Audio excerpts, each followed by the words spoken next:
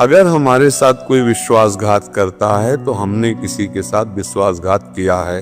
हमारा पक्की बात मान लेना, आप संशय मत करना, क्योंकि अगर हमारे द्वारा कर्म नहीं बिगड़ा है तो हमारे साथ कोई कर्म बिगाड़ नहीं सकता। इसीलिए कहा जाता है अपने कर्मों को सुधारो। हमारे साथ विश्वासघात आज हो रहा है और हम कल को भूल चुके हैं, लेकिन कल हमने उसके साथ विश्वासघात किया था, तभी वो हमारे साथ विश्वासघात कर रहा है, पक्का समझो।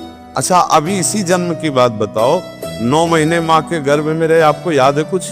तो फिर पीछे के कर्म का कैसे याद होगा तुम्हें? जब इसी जन्म का याद नहीं तो मानना पड़ेगा, बिना कर्म के हमें कोई सुख दुख नहीं दे सकता। आप देखो, एक किसान फसल बोता है तो 4-5 महीना लगता है भैया। एक आदमी कत्ल करता है तो उसको 2-4-6 महीने लगते हैं न्यायाधीश को सजा देने के लिए। तो ये सरकारी काम है।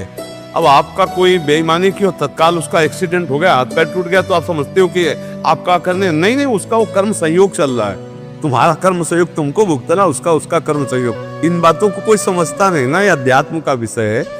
उसको बड़ा सुख मिलता है कि देखा ना, अपने कर्म का फल होगा। और आप ये जो नवीन आपका चिंतन बन रहा है, दूसरे के प्रति द्रोह बन रहा है, द्वेष बन रहा है, ये आपको जलाएगा। अब ये कर्म फंसाता रहता है जीव, तो आगे जन्म फिर लेना पड़ेगा।